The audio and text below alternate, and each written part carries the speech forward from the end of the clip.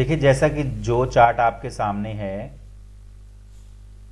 22 जुलाई 1966 यानी 22 of July 1966, early our, रात्रि के 12 बजे के बाद 4 मिनट कुछ सेक मतलब 00, और पश्चिम बंगाल रिश्रा का 7 फरवरी 2019 को ये चार्ट जो था ग्रुप में मेरे आया था। और इनका हेल्थ से संबंधित प्रश्न आया था। तो यहाँ पर अब हेल्थ से संबंधित प्रश्न आया है, जन्म कुंडली है यहाँ पर। तो एक तो 7 फरवरी 2019 को जो दशा चल रही है उसको हम काउंट करेंगे, उसके साथ साथ लगन के उपनक्षत्र को, छठे भाव के उपनक्षत्र को। लगन शरीर है तो छठा भाव जो है रोग का है। तो यहाँ पर सबसे पहले तो 7 फरवरी 2019,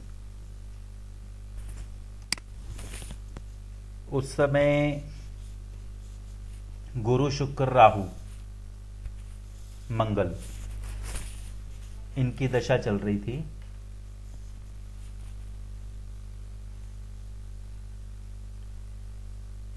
तो जैसा कि यहां पर आप देख सकते हैं कि मेष लगन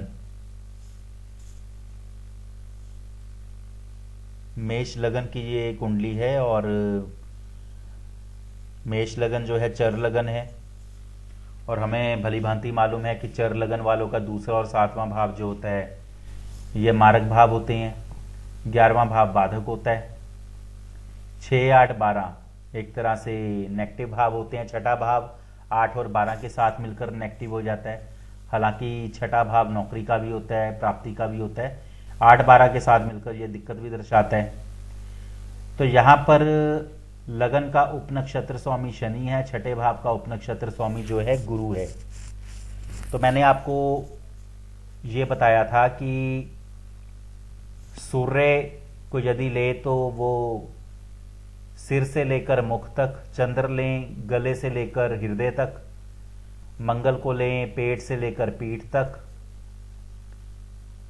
और उसके बाद बुध को लें हाथ से पांव, गुरु कमर से जांघों तक, शुक्र सेक्सुअल ऑर्गन, शनि घुटने से पिंडली तक, राहु केतु जो पांव के निम्न भाग तक। अब यहां पर छठे भाव का उपनक्षत्र स्वामी गुरु है और महादशा भी गुरु की। तो गुरु जो है वो कमर से जांघ तक, यानी कि कमर से जांघ। अब इनको जो प्रॉब्लम हुई वो यूट्रस का कैंसर था। और मैंने ये भी बताया था कि कैंसर के लिए राहु और मंगल ये भी किसी ना किसी प्रकार से पिक्चर में आते हैं या उत्तरदायी होते हैं। अब राहु की प्रत्यंतर दशा चल रही थी जिस समय ये आया था, गुरु शुक्र राहु। और विंशोत्तरी दशा में यदि हम देखते हैं तो गुरु महादशा में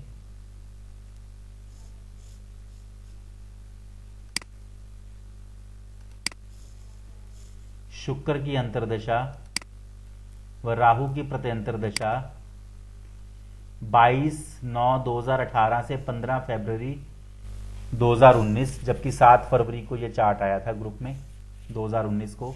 तो उसमें राहु की प्रत्यंतरा चल रही थी और मंगल की सूक्ष्म दशा। अब यहां पर यूट्रस का कैंसर हुआ था। मेष लगन की कुंडली है, लगन में ही राहु है। पहले भाव से शरीर, छठे भाव से रोग, 8वें भाव से असाध्य रोग, और 12वां भाव जो है अस्पताल, व्यय, परेशानी। तो दशा, अंतरदशा, प्रत्यंतर दशा क्या दर्शा रही हैं ये हम देखेंगे। और उसके साथ साथ लगन का उपनक्षत्र स्वामी जो है शनि है, छठे भाव का उपनक्षत्र स्वामी जो है गुरु है।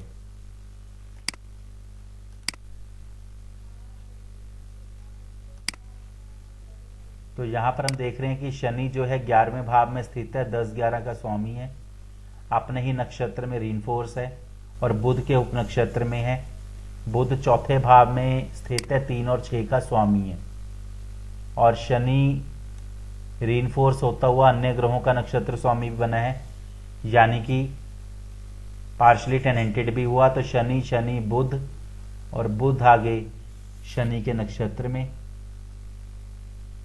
तो शनि का उपनक्षत्र बुध जो है, एक तो वो छठे भाव के साथ जुड़ा हुआ है। ग्रह और नक्षत्र यानी ग्रह जिन भावों का कार्येश होता है वो ग्रह और नक्षत्र के भावों को मिलाकर होता है। सहासने जी का एक नियम ये भी है कि जो ग्रह अपने ही नक्षत्र में हो तो उप नक्षत्र को आप नक्षत्र की स्थिति पर भी रख सकते हैं। इस नियम को कई बार ऐसा होता है कि हमारे समक्ष जब चार्ट हम लेते हैं और कोई पॉइंट आए और उस समय यदि उस पॉइंट को बताते हुए नियम बताया जाए तो ये हमारे दिमाग में बैठ जाता है। यानी कि जब कोई ग्रह अपने ही नक्षत्र में हो तो सहासने जी, सुरेश सहासने जी का एक नियम है कि आप उपनक्षत्र को नक्षत्र पर रखकर स्थिति देख सकते हो। तो यदि नक्षत्र को यहाँ पर उपनक्षत्र को नक्षत्र की जगह रखते हैं तो छठा भाव का कार्य शनि हो जाता है, जो कि रोग को दर्शाता है। तो लगन का उपनक्षत्र स्वामी शनि और इवन लगन का यदि उपनक्षत्र बुध यहाँ नक्षत्र की स्थिति पर आ गया तो उप नक्षत्र 5वें भाव को और चौथे भाव को दर्शा रहा है। 5वां भाव रिकवरी, चौथा भाव जो है इलाज में कमी को भी दर्शाता है। अब छठे भाव का उपनक्षत्र गुरु को देखें। गुरु क्या है? अब यदि आप देख रहे हैं तो गुरु भी अपने ही नक्षत्र में रीनफोर्स है और गुरु भी अन्य ग्रहों का नक्षत्र स्वामी बना है, जैसे केतु का। तो गुरु तीसरे में स्थित है, 9-12 का स्वामी अपने ही नक्षत्र में और शनि के उपनक्षत्र में। और शनि यदि इसी तरह से यहां स्थिति को रखते हैं तो राहु एक तरह से यहां तो पहले भाव के साथ छठे भाव का उपनक्षत्र स्वामी जुड़ता है।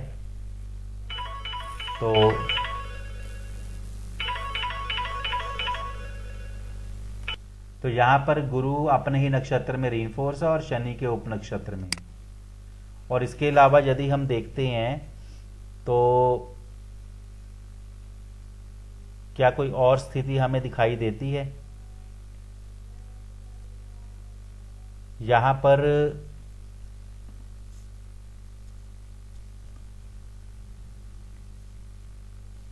गुरु जो है मंगल और शुक्र के साथ है और शनि जो है वो अकेला है। क्योंकि जब हम लगन का उपनक्षत्र देख रहे हैं और छठे भाव का उपनक्षत्र देख रहे हैं तो ये भी देखने की जरूरत है कि उनके साथ कोई ग्रह है तो क्या युति तो नहीं। और शनि और गुरु क्योंकि दोनों ही आउटर प्लैनेट हैं, इनकी स्पेशल एस्पेक्ट होती है, तो क्या वो दृष्टियों के द्वारा कहीं युति तो नहीं बना रहे। तो इसलिए शनि को तो हमने देख लिया, वो किसी भी ग्रह के साथ नहीं है, अकेला ही है। और गुरु जो है मंगल के साथ है, शुक्र के साथ है। तो ये दोनों स्थितियों को हम देखेंगे।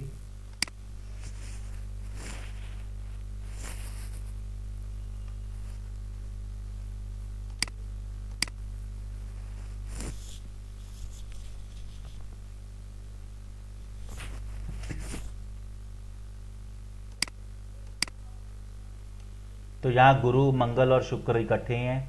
गुरु जो है मिथुन राशि में 23 डिग्री पर है, मंगल जो है 13 डिग्री पर है, शुक्र जो है 6 डिग्री पर है। इन तीनों की आपस में कोई युति नहीं है। गुरु मंगल और शुक्र जो है यदि हम देख रहे हैं तो मिथुन राशि में है और यहाँ तीसरे भाव में मिथुन राशि 15 डिग्री पर और गुरु 23 डिग्री पर, मंगल जो है 13 डिग्री पर। तो मंगल की तीसरे भाव के साथ हम भाव युति कह सकते हैं। अब क्योंकि हम गुरु को देख रहे थे तो गुरु की 3 दृष्टियां हैं, 5वीं 7वीं और 9वीं, 1 2 3 4 5। तो सप्तम भाव के ऊपर, तो सप्तम भाव जो है यदि हम देख रहे हैं 22 डिग्री पर है और गुरु जो है 23 डिग्री पर है, तो ये युति बन रही है। तो गुरु की यहां पर सप्तम भाव के ऊपर पांचवी युति दृष्टि है।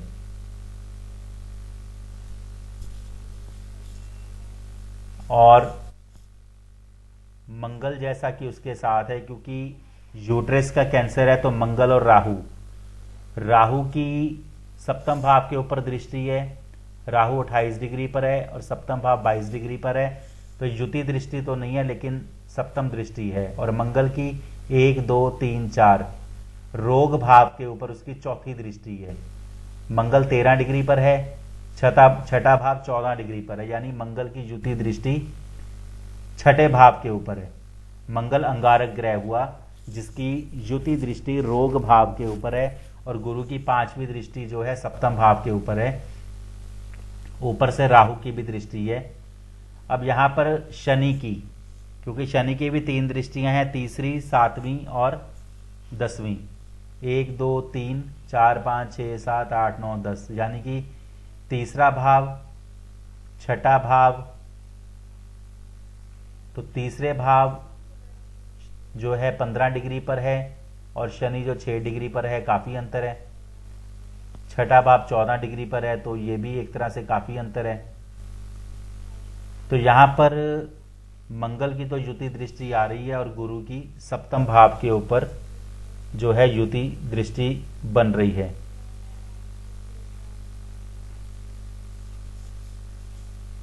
अब कैंसर जैसे रोग के लिए राहु और मंगल को कारण माना गया है। राहु की सप्तम भाव के ऊपर दृष्टि है तो मंगल की जो है छठे भाव के ऊपर युति दृष्टि है। अब ऊपर से गुरु की भी, गुरु मंगल इकट्ठे ही हैं, अंगारक प्रभाव गुरु के साथ भी बनता है। तो ये जो यूट्रस जो है एक तरह से छठे, 7वें और 8वें भाव के साथ जुड़ा हुआ एक तरह से हम उसको बॉडी पार्ट मान सकते हैं।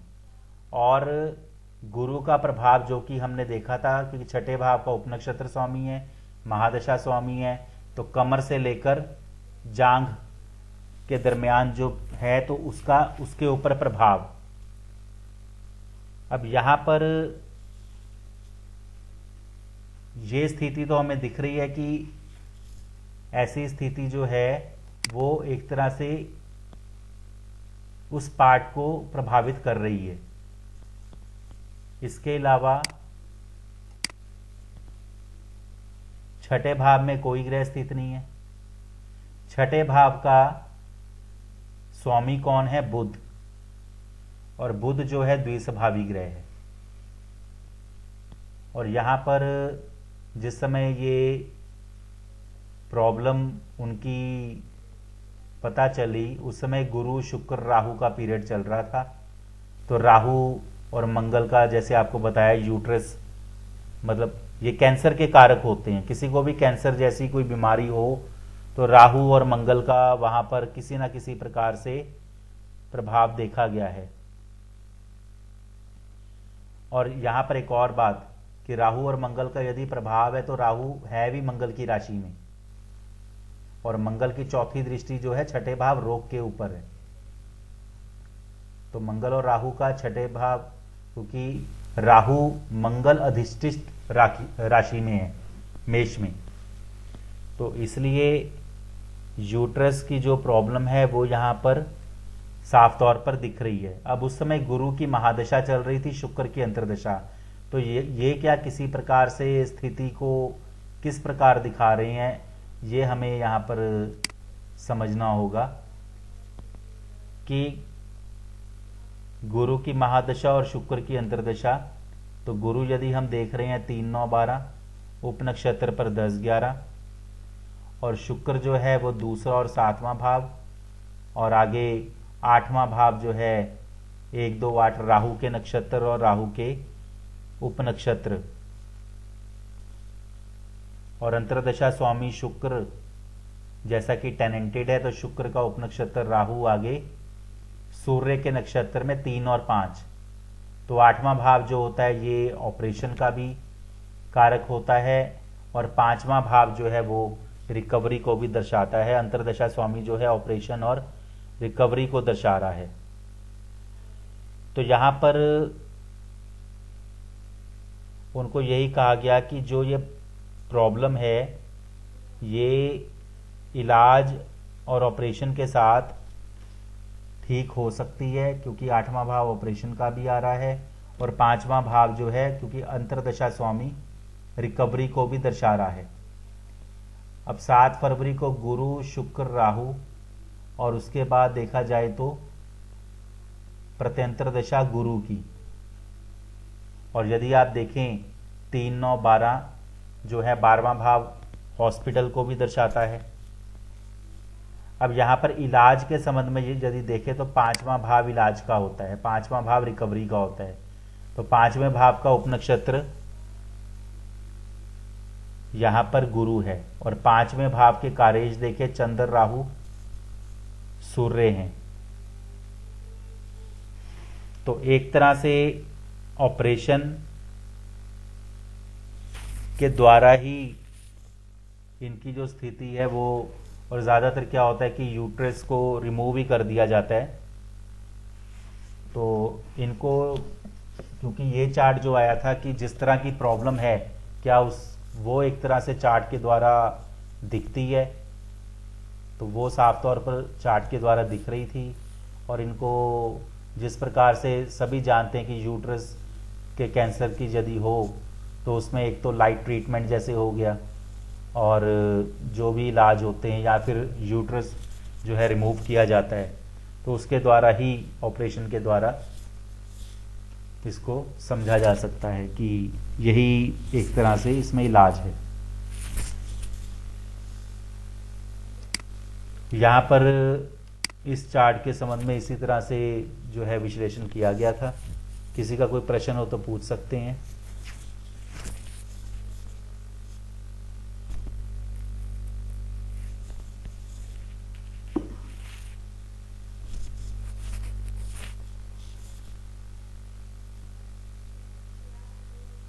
किसी का कोई प्रश्न?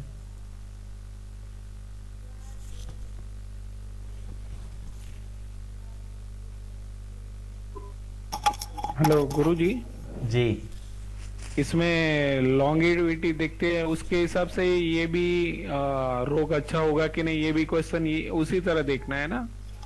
यहाँ पर मेनली ये है कि जो अंतर्दशा है, और यहाँ पर इस संबंध में ही आया था कि इनको इस तरह से कैंसर है और क्या चार्ट ये शो कर रहा है। और उसके बाद जिस प्रकार से ऑपरेशन का भाव आ रहा था और रिकवरी आ रही थी, तो जब उनको बताया गया था कि तब उन्होंने भी यही कहा था कि इसमें जो है ऑपरेशन ही एक तरह से, डॉक्टर्स ने मोस्टली यही होता है कि जी हाँ ऑपरेशन ही बताया गया है आगे और ऑपरेशन वगैरह होगा। हालांकि बाद में ऑपरेशन हुआ भी हो, लेकिन उसके बाद कई बार होता है कि हमें दोबारा से पूरी स्थिति नहीं पता चलती है। तो यहाँ पर यही है कि महादशा स्वामी जो है गुरु, यदि हम देख रहे हैं तो वो 3, 9, 12 को तो दर्शाता है, और अंतर्दशा जो होती है मौजूदा स्थिति को दर्शाती है। तो शुक्र जो है वो एक तरह से 2 और 7 का कार्येश, और यहाँ पर नक्षत्र और उपनक्षत्र के द्वारा 8वां भाव जो है एक तरह से 8वां भाव को हम ऑपरेशन का भी मानते हैं और एक तरह से लॉन्गेविटी का भी मानते हैं। उसका कारण यह है कि 8वें का व्यय भाव 7वां भाव मारक होता है, तो 8वां भाव एक तरह से लॉन्गेविटी के अंतर्गत आता है। और यदि हम राहु को देखें प्रत्यंतर दशा स्वामी, जिसमें प्रश्न आया था 7 फरवरी को, तो राहु सूर्य के नक्षत्र में जो कि 3 और 5 5वें भाव को दर्शा रहा था। प्रत्यंतर दशा स्वामी 5वां भाव रिकवरी को दर्शा रहा था, और 8वां भाव वो ऑपरेशन को भी दर्शाता है। तो ऑपरेशन के द्वारा ही एक तरह से इसमें इलाज को समझा जा सकता है। तो यहाँ पर यही स्थिति एक तरह से उनको बताई गई थी कि ऑपरेशन के द्वारा ही जो है ये हो सकता है। हाँ, ये भी होता है कि कई बार कैंसर जैसे रोग में ऑपरेशन हो जाते हैं, फिर भी उसके बाद किसी ना किसी प्रकार से दिक्कतें भी आती हैं, आगे कई सालों तक दिक्कतें आती हैं। लेकिन ये होता है कि कुछ परसेंट हम कह सकते हैं कि 40-45% या 50% तक जो है उसमें रिलीफ मिल जाता है, और थोड़ी बेहतरी हो जाती है। तो यहाँ पर सिर्फ और सिर्फ यही पूछा गया था, लॉन्गेविटी के संबंध में नहीं पूछा गया, सिर्फ और सिर्फ यही कि ये उनका डिटेक्ट हुआ है यूट्रस का कैंसर, और दूसरा कि क्या आगे ऑपरेशन या उसके द्वारा स्थिति, तो वो साफ तौर पर दोनों चीजें ही हमें चार्ट में पता चल रही थी। क्लियर है? ठीक है गुरुजी। किसी और का कोई प्रश्न? ये सर एड्स से क्रॉनिक भी ले सकते हैं ना? हाँ जी, एड्स हाउस आ रहा है तो क्रॉनिक डिजीज भी कह सकते हैं। हाँ क्रॉनिक तो है ही है, जो आठवां भाव होता ही घातक भी है, क्रॉनिक तो है ही है, लेकिन ये है कि आगे वो पांचवां भाव दर्शा रहा था, घातक तो ऑलरेडी है, लेकिन आगे उसका एक तरह से ऑपरेशन के द्वारा यदि पांचवां भाव हमें ना दिखता तो हम कह सकते थे कि ऑपरेशन के बाद भी कोई स्थिति बढ़िया नहीं दिख रही, तो रिकवरी फिर भी शो हो रही थी, तो इसलिए उनको ऑपरेशन के द्वारा ही रिकवरी के संबंध में बताया गया। तो यहां पर ये जो प्रश्न है एक तरह से रोग के संबंध में है। इसमें सर बाधक हाउस नहीं आ रहा होगा तभी जो है रिकवरी का कुछ है, जैसे मार्क तो आ ही रहे हैं 27 तो। नहीं, बाधक ऐसा होता है कई बार, बाधक खतरनाक हो जाता है। हाँ स्थिति खतरनाक हो जाती है उसमें। अब यहाँ पे यदि गुरु को देखें तो गुरु जो है अपने ही नक्षत्र में 3, 9, 12, उप नक्षत्र पर 10 और 11, और यहाँ आ रहा है, यहाँ आ रहा है बात। यहाँ पर बाधक आ रहा है, लेकिन यहाँ पर ये है कि महादशा जो है वो तो लंबी अवधि की है। यदि हम गुरु की महादशा देखें तो 2009 से लेकर 2025 तक, ठीक है, और प्रश्न ये 2019 में आया है, दशाब्दी बहुत लंबी है।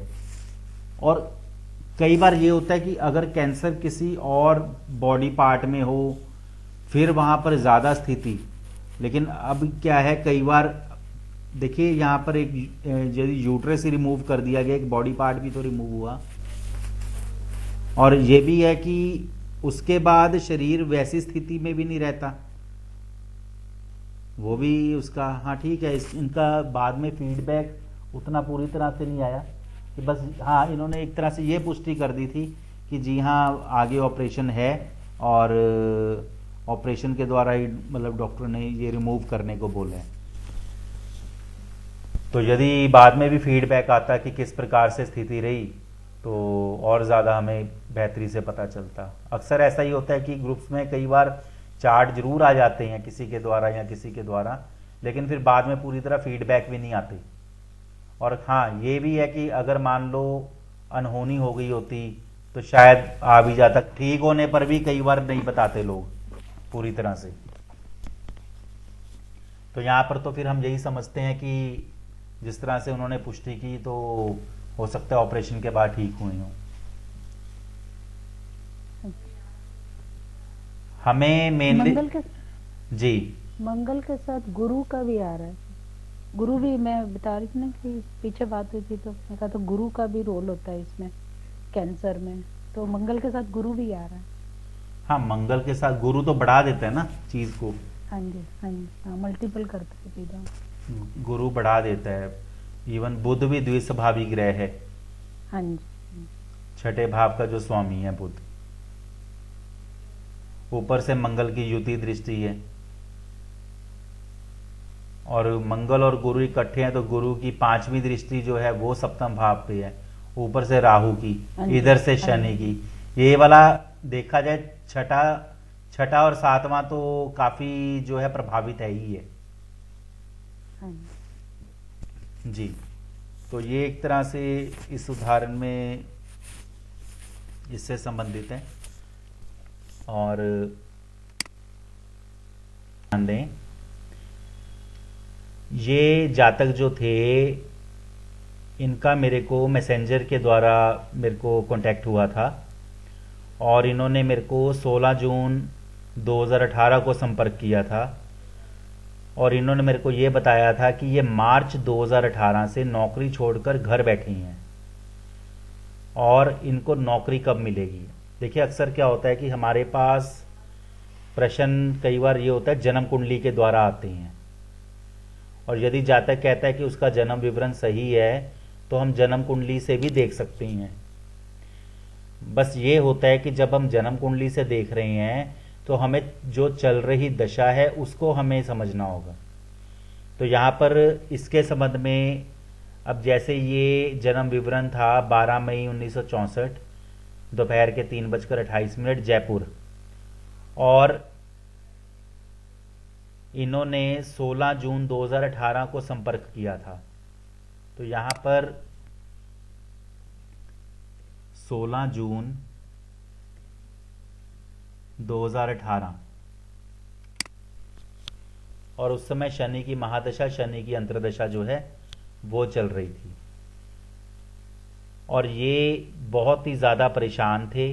अब इनके चार्ट के द्वारा आपको 3-4 चीज़ें पता चलेंगी जो अक्सर हम जब भी कोई मान लो आसपास हमारे कोई प्रॉब्लमेटिक हो जॉब में, या नौकरी छोड़कर घर बैठा हो, या उसकी नौकरियां बार बार जा रही हों, या उसकी नौकरी में स्टेबिलिटी ना हो, तो हमें किस प्रकार से स्थिति देखने में आती है। तो अब यहाँ पर चल रही जो दशा थी शनि की महादशा और शनि की अंतर्दशा, जातक ऑलरेडी जॉब कर रहा था, जॉब उसने छोड़ी थी, तो प्रॉमिस देखने की आवश्यकता नहीं है क्योंकि वो तो जॉब पर था ही। फिर भी यदि हम देखना चाहते हैं तो यहां पर आप देखें कि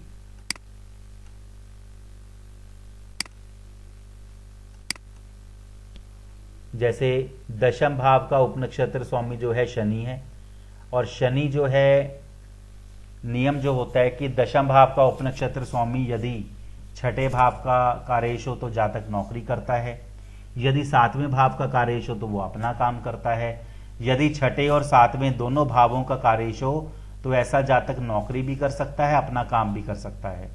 और यदि दशम भाव का उपनक्षत्र स्वामी नौकरी के विरोधी भावों यानी कि पांचवें भाव का और दशम का व्यय भाव नवम भाव का कार्येश हो तो ऐसे में उसकी स्टेबिलिटी नहीं रहती। अब इस चार्ट में दशम भाव का उपनक्षत्र स्वामी शनि है, और शनि को यदि हम देख रहे हैं तो पांचवें में स्थित है, 5-6 का स्वामी है, यानी कि यहाँ पे हमें 5 और 6 भाव यानी स्टेबिलिटी तो दिखेगी नहीं। और शनि जो है राहु के नक्षत्र में, राहु जो है नवम भाव में स्थित है। अब नवम भाव क्या है? दशम का व्यय भाव।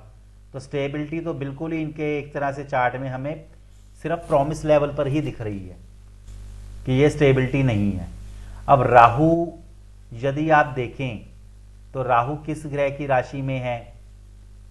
यदि आप सभी देख रहे हैं तो राहु बुध की मिथुन राशि में है, और बुध जो है सप्तम में स्थित है, 1 और 10 का स्वामी है। तो सप्तम भाव क्या हुआ? अपना काम। दशम भाव क्या हुआ? प्रोफेशन। तो जहां पर शनि 5, 6, 9 भाव, तो वहीं पर ही वो उस ग्रह की राशि में जो 7, 1, 10 भाव भी दर्शा रहा है। शो कंसोलिडेटेड पर हमें शनि का नक्षत्र राहु 1, 2, 7, 9, 10 और अपने द्वारा 5, 6 और अपने ही उपनक्षत्र में 5, 6 इन भावों को दर्शा रहा है। शनि अनटेनेंटेड है, अनटेनेंटेड होकर वो 1 से 12 भावों में यदि हम देख रहे हैं तो 8वां भाव और दशम भाव का उपनक्षत्र स्वामी है। अब 8वां भाव क्या दर्शाता है? रुकावट को, डिजेक्शंस को, और दशम भाव जो है प्रोफेशन का, 8 और 10। अब इन सभी भावों को यदि आप कॉरलेट करते हैं तो आपको देखिए 2, 6, 10 भाव भी मिल रहे हैं, 2, 7, 10 भाव भी मिल रहा है, यानी नौकरी भी कर सकता है, अपना काम भी कर सकता है। लेकिन साथ ही 5वां भाव, नवम भाव, पहला भाव, दूसरे का व्यय पहला, दशम का व्यय नवम, छठे का व्यय 5वां, तो ये स्टेबिलिटी भी नहीं है। अब जिस समय जातक ने संपर्क किया था तो उसने ये बताया था कि वो मार्च 2018 से नौकरी छोड़कर घर बैठा है।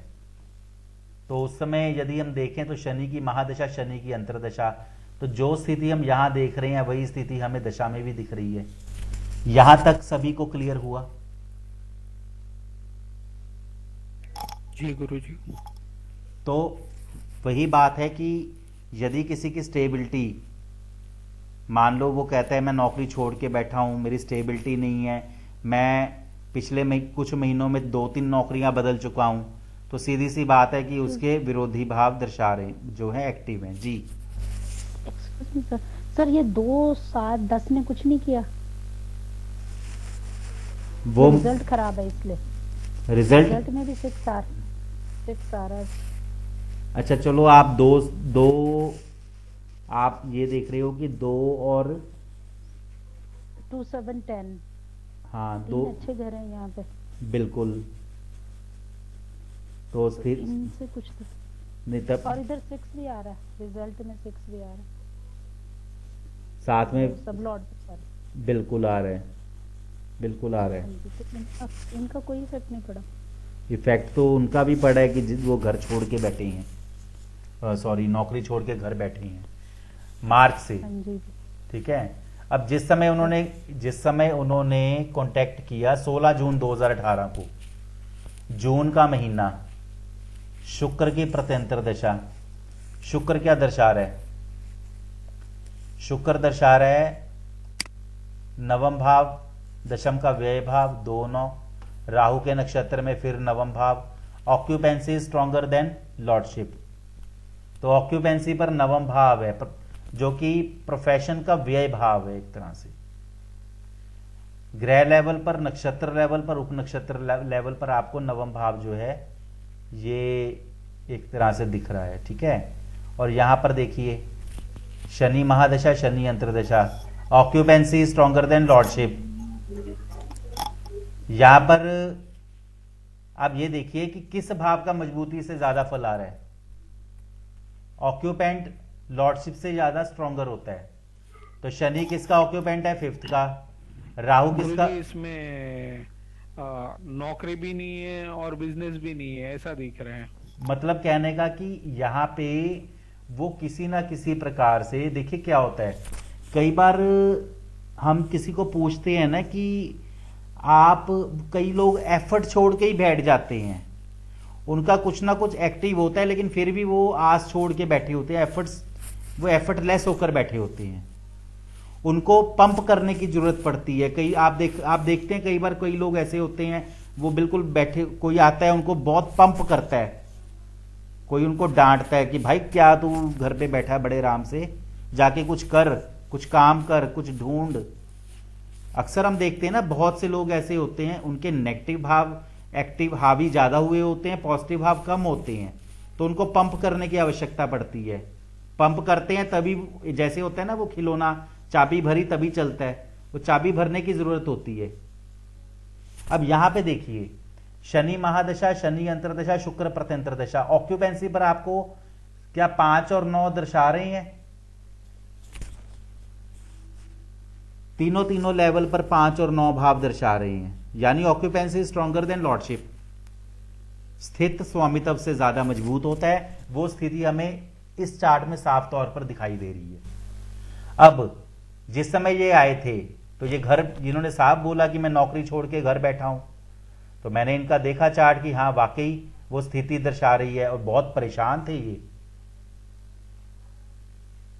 तो मैंने इनको ये बोला कि भाई शनि की महादशा आपको चल रही है, शनि की अंतर्दशा चल रही है, शुक्र की प्रत्यंतर दशा चल रही है। ठीक है, आपके ये जो हाउसेज हैं बुरी तरह से प्रभावी हुए हैं, आप नौकरी छोड़ के घर बैठे हो, तो आप नौकरी क्यों नहीं कर रहे हो, आप क्यों नहीं जा रहे हो?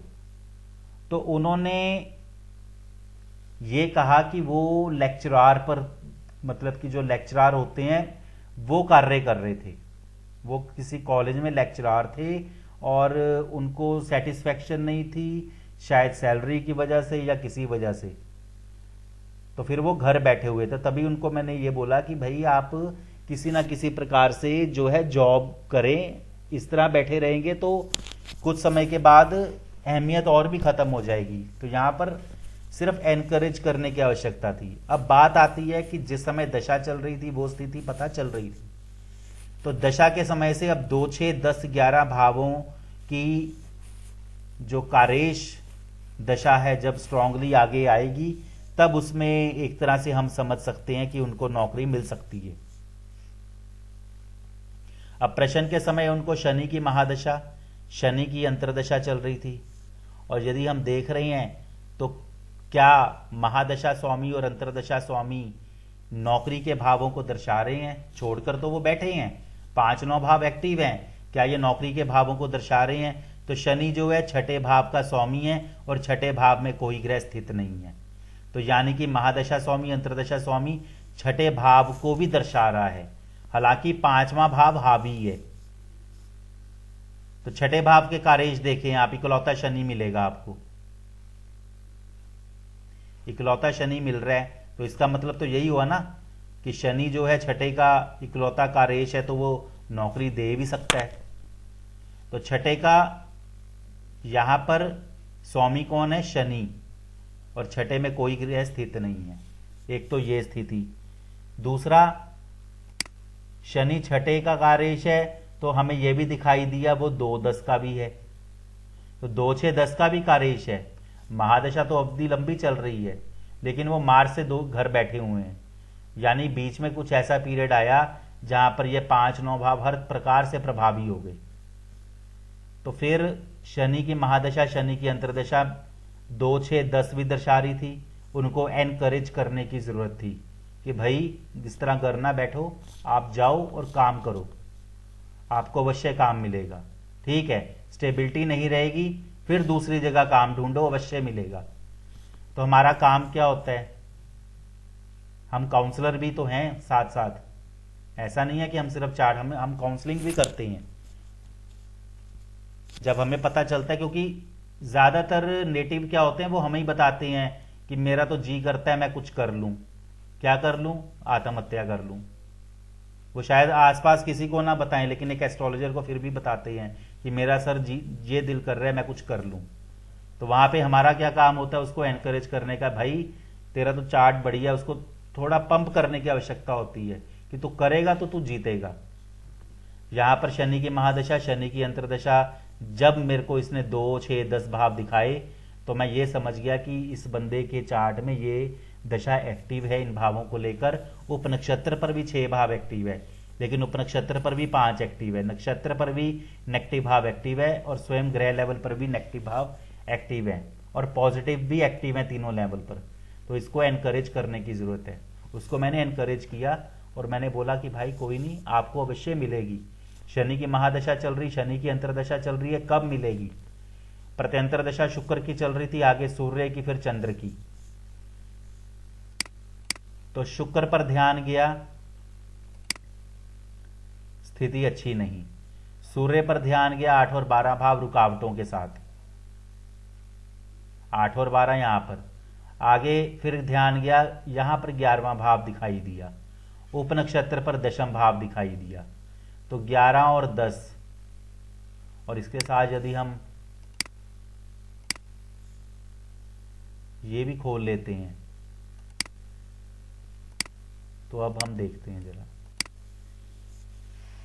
कि जैसा कि महादशा अंतरदशा तो चलो 2, 6, 10 दर्शा रही है, प्रत्यंतर दशा शुक्र की, फिर सूर्य, फिर चंद्र। सूर्य को आप देखें 8, 12, 8, 12, रुकावट और व्यय, क्लियर कट यहां पे रुकावट और व्यय अत्यधिक दिखा रहा है।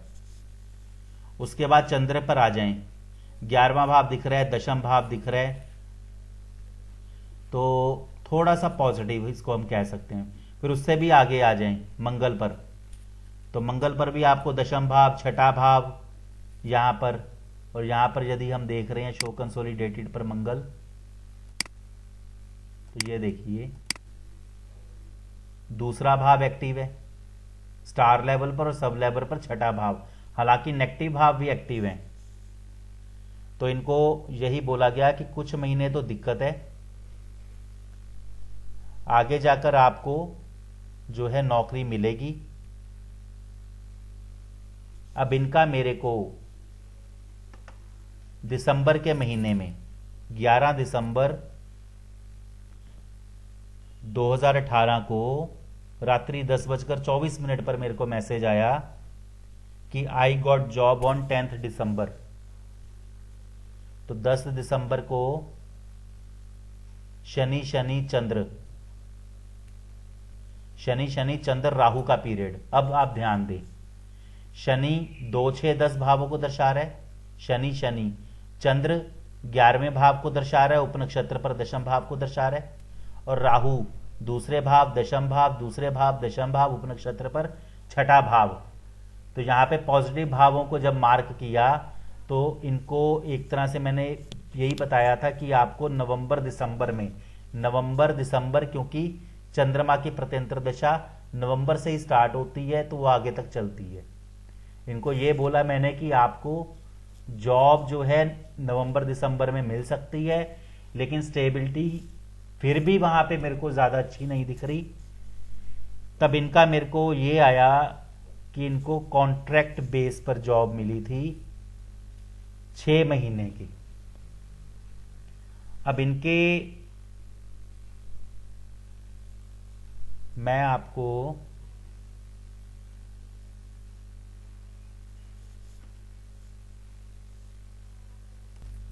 यहां पे आप देख रहे हैं क्या लिखा हुआ है और क्या डेट है।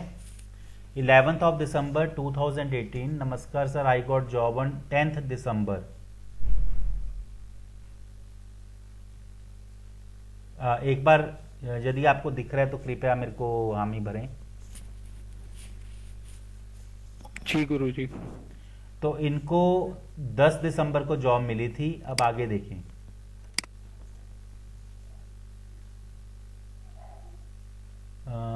I will check it again, but as per earlier look, Saturn दशा not giving stability in job. It's true। तो इनको मैंने ये सलाह दी थी कुछ अपना भी काम करें साथ में। अब यहाँ पे इन्होंने क्या लिखा है, I am on contract for 6 months and salary is also less. मैंने इनको ये बोला, yes I know there is no stability seems when I saw your chart earlier. तो इन्होंने आगे लिखा, yes that is why I am worried, will I get better job और will struggle continue. अब यहां पर कुछ बातों को समझने की आवश्यकता है कि आप सब ये देखिए कि इनकी ग्रह नक्षत्र उप नक्षत्र, और यदि आप यहां पे देखेंगे आपको 8वां भाव 12वां भाव 8वां भाव जॉब पर थे, प्रोफेशन 9वां भाव कितना एक्टिव है, 8 9 12 कितने एक्टिव हैं।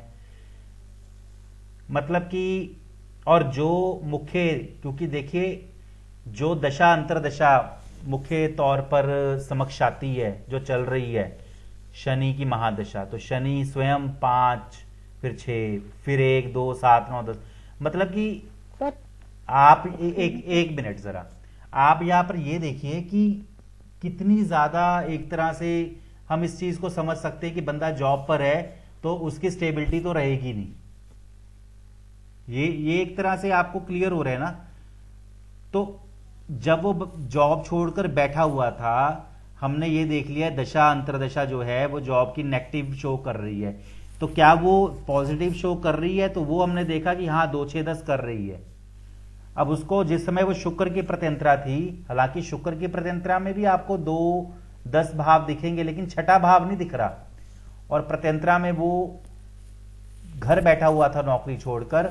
आगे फिर दिखाई दिया जो आगे की प्रत्यंतराएं हैं सूर्य चंद्र, तो यहां पे मैंने सीधे तौर पर सूर्य और चंद्र पर दृष्टि अपनी गड़ा दी, और साथ में मैंने ये 4 स्टेप का भी टिक खोल लिया।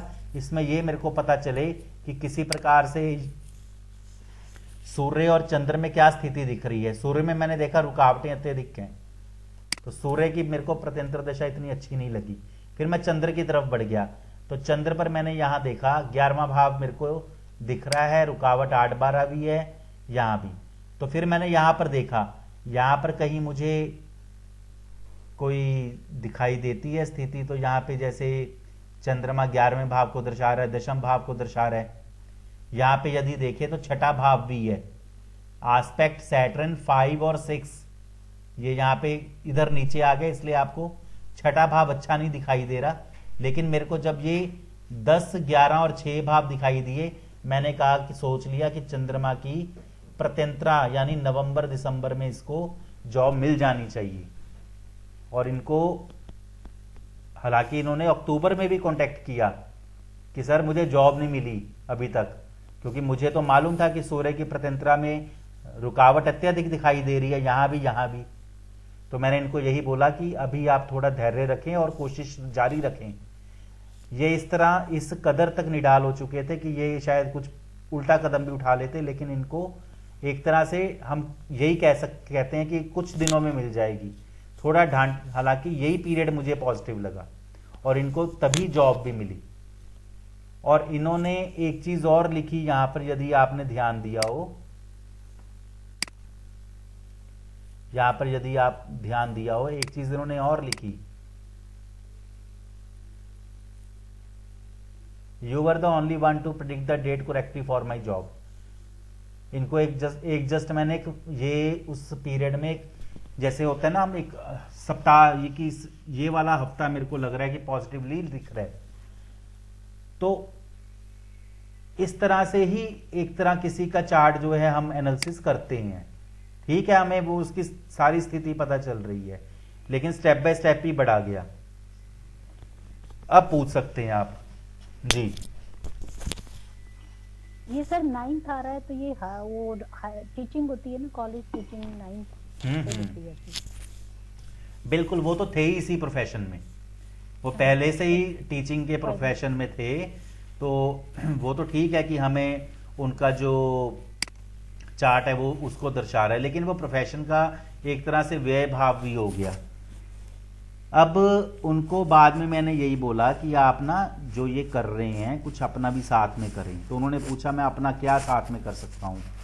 तो मैंने उनको यही बोला कि आप जैसे ठीक है आप लेक्चर आ रहे हैं, कॉलेज में पढ़ाते हैं, आप उसके बाद ग्रुप्स लेना शुरू करें। आजकल कई लोग ऐसे ऐसे इंस्टीट्यूट चला रहे हैं जो शायद किसी बड़े इंस्टीट्यूट में नहीं पढ़ाते, लेकिन प्राइवेट कोचिंग में किसी अच्छे टीचर से तो बहुत अच्छी इनकम ले रहे हैं। उनके पास 5-9 यूटिलाइज हो सकता है जी। उनमें पूरे दिन में जैसे होता है ना, कई ग्रुप्स चलाते हैं, 20-20 स्टूडेंट्स के ग्रुप होते हैं, 30-30 स्टूडेंट के ग्रुप होते हैं। एक तरह से उन्होंने प्राइवेट क्लास ही बनाई होती है, 1.5 घंटे की क्लासेस होती हैं, दिन में 4-5 ग्रुप लग गए तो आप देख लो कितने स्टूडेंट वो पढ़ा लेते हैं और पूरे मंथ की फीस लेते हैं। और किसी प्राइवेट या गवर्नमेंट टीचर से ज़्यादा जो ये कोचिंग देने वाले हैं वो अच्छी कमाई कर रहे हैं। यदि आजकल के टाइम में आपने देखा हो, जो आजकल के स्टूडेंट्स जिन्होंने कई कोचिंग सेंटर ज्वाइन किए होते हैं, तो फिर इनको यही राय दी कि आप ऐसा करें। तो ये उदाहरण क्या सभी को अच्छे से पता चला? और यहां पर सिर्फ ये बात नहीं है कि ये उदाहरण, यहां पर एक तरह से इनको पढ़कर समझने की, किस स्टेप पे हमें क्या दिख रहा है, किस प्रत्यंतरा पे हमें क्या दिख रहा है, आगे वाली प्रत्यंतरा पे हमें क्या दिख रहा है, ये दोनों टेबल्स की सहायता से। तो क्या आप सबको ये बात अच्छे से पता चली? मेरे को हर किसी का उत्तर चाहिए जितने ऑनलाइन है। जी सर। जी गुरु जी। Yes sir. क्योंकि जब हम इन्हीं बातों को ध्यान से समझेंगे, अब यहां पे तो नेगेटिव वाले भाव भी दिख रहे हैं दोनों तरह के, और ऑक्यूपेंसी पर हमें ज्यादा नेगेटिविटी स्थिति दिखाई दी। लेकिन एक एस्ट्रोलॉजर का ही काम होता है, वो काउंसलिंग भी करता है। उसका सिर्फ ये काम नहीं होता कि वो चार्ट पढ़ के छोड़ दे, उसको एनकरेज करने की भी आवश्यकता होती है सामने वाले की स्थिति को देखते हुए।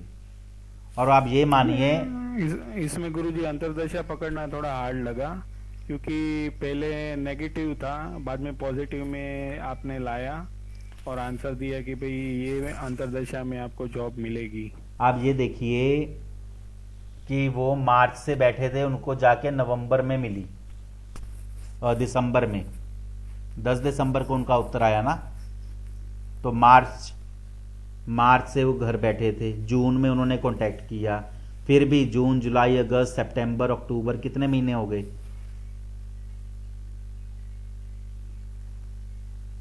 4-5 महीने हो ही गए ना। सर और इसका ये एज भी रिटायरमेंट की मान सकते हैं ना गुरुजी, क्योंकि कुंडली की जो डेट है वो बहुत पुरानी है, यानी नहीं नहीं रिटायरमेंट के नहीं नजदीक पहुंच गए। नहीं नहीं नहीं नहीं नहीं 1964 कोई इतनी बड़ी नहीं हुई एज। अगर इन्होंने 2018 में कांटेक्ट किया था तो 1964 कोई ज़्यादा बड़ी एज नहीं हुई। कितनी एज हुई? 2018 60 के आसपास होगी। 60 क्या? 54 नहीं 54 54 हुई। और एक्सपीरियंस लेक्चरर जो होते हैं वो इसी एज के होते हैं ज़्यादातर। एक्सपीरियंस लेक्चरर जो होते हैं अच्छे, वो इसी एज के होते हैं। तो यहाँ पर मेरा कहने का यही मतलब है कि किस तरह से हमें इसको देखने की आवश्यकता है। महादशा शनि, अंतरदशा शनि, ठीक है वो नेगेटिव थी, पॉजिटिव थे तो वहाँ पर उनको एफर्ट करने के लिए, और फिर उसके बाद प्रत्यंतर दशाओं को ध्यान में रखते हुए ही उत्तर दिया गया। तो इस प्रकार से इस उदाहरण को आप समझ सकते हैं।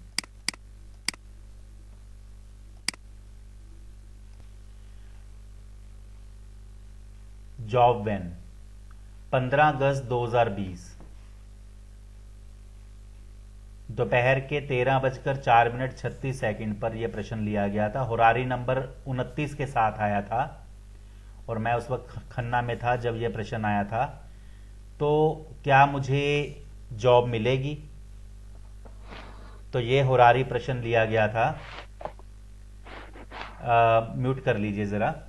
अब यहां पर जॉब मिलेगी तो छठा भाव होता है नौकरी का, यानी कि छठे भाव का उपनक्षत्र स्वामी 2, 6, 10, 11 में से किसी भाव का कार्येश हो तो नौकरी अवश्य मिलेगी, वो भी 2, 6, 10, 11 भावों के कार्येश ग्रहों की दशा, अंतरदशा, प्रत्यंतर दशा में।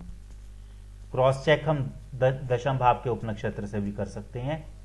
तो सबसे पहले यहां पर जो हमारा स्टेप बाय स्टेप है, चंद्रमा के द्वारा स्थिति को हम देखते हैं। हुरारी प्रश्न है तो सबसे पहले हम चंद्रमा के द्वारा स्थिति को देखेंगे।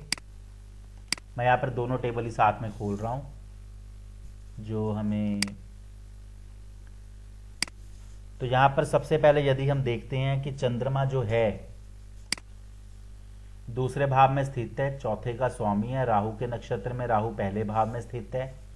और राहु जो है यहां पर यदि हम देख रहे हैं मिथुन राशि में, जिसका स्वामी बुध, बुध चौथे में स्थित, 2, 3 का स्वामी। तो चंद्रमा आगे गुरु के उपनक्षत्र में, गुरु 8वें में स्थित, 8, 9 का स्वामी। अब यहां पर यदि हम देखते हैं स्थिति को तो हमें युति वगैरह भी पता चलती है। चंद्रमा की शुक्र के साथ युति, आप देख रहे हैं यहां पर चंद्रमा, शुक्र, राहु इकट्ठे हैं। तो चंद्रमा की शुक्र के साथ युति है और शुक्र जो है दूसरे में स्थित है, 1, 6 का स्वामी है। तो छठा भाव यहां चंद्र के साथ जुड़ गया, यानी कि छठा भाव जॉब का। ये आप यहां पे ये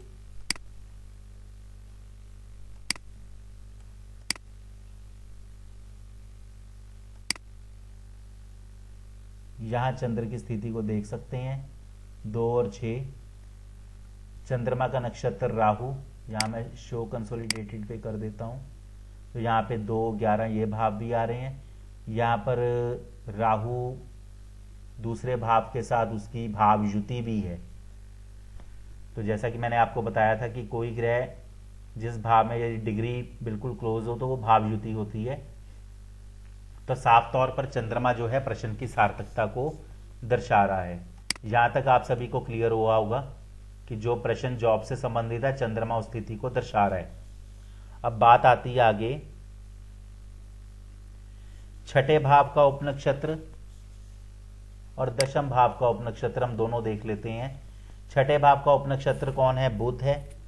दशम भाव का उपनक्षत्र स्वामी कौन है? वो है शुक्र। तो हम बुध और शुक्र दोनों को देखेंगे। छठे भाव का उपनक्षत्र बुध, क्या 2, 6, 10, 11 में किसी का कार्येश है? यदि यहां देखें तो बिल्कुल 2 का कार्येश है, यानी कि नौकरी मिलेगी। अब आगे जो बुध है, अब यदि यहां पर देखते हैं तो जैसे यहां पे 3 4 5 ये भाव आ रहे हैं, तो यहां पे मैं सिर्फ युति दृष्टि आदि के लिए इस टेबल का उपयोग करता हूं, जबकि हमें यहां पर छठे भाव का उपनक्षत्र दूसरे भाव का कार्येश है, अपने ही नक्षत्र में है बुध, जो कि रीनफोर्स है। सुरेश हासने जी का यदि नियम लेते हैं कि जो ग्रह अपने ही नक्षत्र में हो तो उपनक्षत्र को नक्षत्र पर ले आए, उप नक्षत्र को यहाँ तो 10 11 भी आता है। इन शॉर्ट इसको हम एक नजर मार सकते हैं बस। हालांकि प्रॉमिस हमें यही मिल रहा है, दूसरा भाव जो आ गया बस। तो छठे भाव का तो ये दिखा रहा है। दशम भाव का उपनक्षत्र स्वामी कौन है? शुक्र। शुक्र को यदि हम देखते हैं तो वो भी प्रॉमिस दे रहा है। यहां पर 2 और 6 भाव मिल गए, राहु के नक्षत्र में है और राहु जो है मिथुन राशि में है, तो बुध भी दूसरा भाव दे रहा है, यानी शुक्र यहां पे 2 6 और ये क्लियर कट प्रॉमिस जो है मिल रहा है। तो नौकरी का प्रॉमिस यहां पे मिल रहा है। अब बात आती है कि प्रश्न के समय महादशा, अंतरदशा, प्रत्यंतर दशा या फिर 2 6 10 11 भावों के कार्येश ग्रहों की दशा, अंतरदशा, प्रत्यंतर दशा। अब यहां पर यह ध्यान रखें कि 2 6 10 11 के कार्येश ग्रहों की दशा अंतरदशा की बात करते हैं तो वो यही महादशा, अंतरदशा, प्रत्यंतर दशा होती है, या फिर ये महादशा, अंतरदशा, प्रत्यंतर दशा 2 6 10 11 की कार्येश हो, तो ये इस तरह से हम दोनों स्थितियों में देख सकते हैं। तो महादशा स्वामी राहु है, क्या राहु 2 6 10 11 का कार्येश है? दूसरे भाव के कार्येश में नहीं दिखा, छठे में नहीं दिखा। दशम का इकलौता कार्येश शनि है, शनि का नक्षत्र सूर्य और उपनक्षत्र गुरु।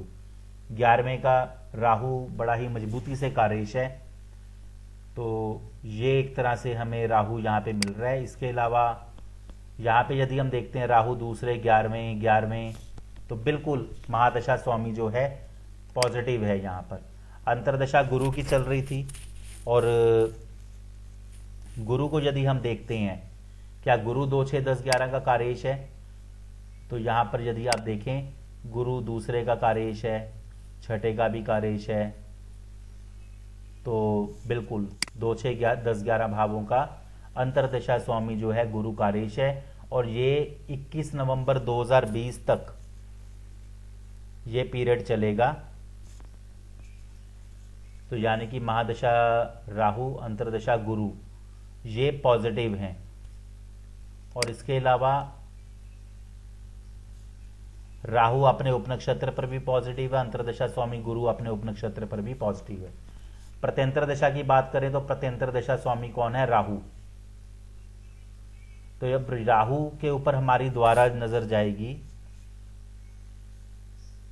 तो राहु 2 11 11 और छठे भाव के साथ भी कनेक्टेड है, 2 6 11 भावों का, तो प्रत्यंतर दशा को भी लिया जा सकता है। अब बात आती है आगे सूक्ष्म दशाओं की। तो सूक्ष्म दशा यदि हम प्रश्न के दिन से काउंट करते हैं 15 अगस्त से, तो गुरु, शनि, बुध, केतु, शुक्र, सूर्य, चंद्र और मंगल। अब इनमें से यदि हम देखते हैं,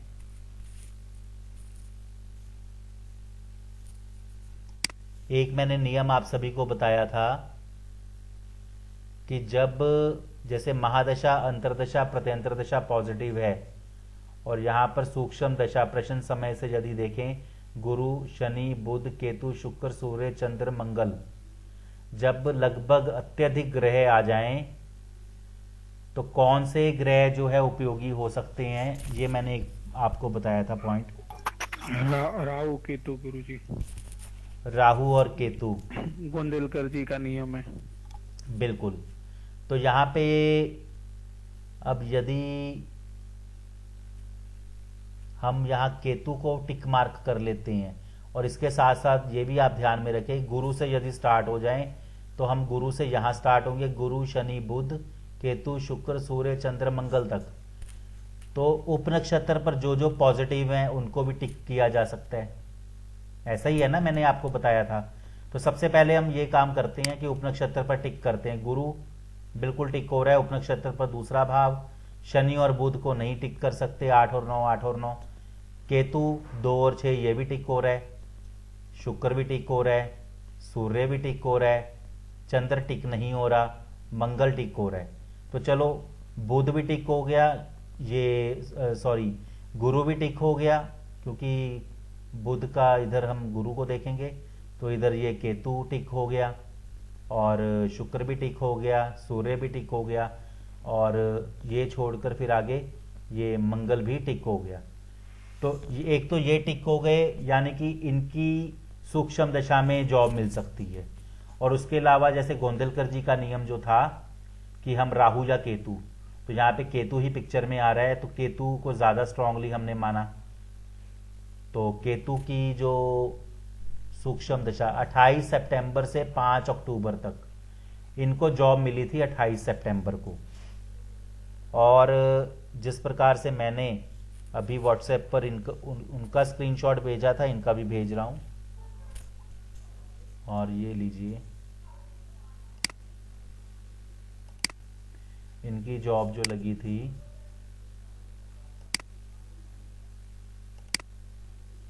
ये 28 सितंबर को इनकी जॉब लगी थी। तो ये आप देख सकते हैं।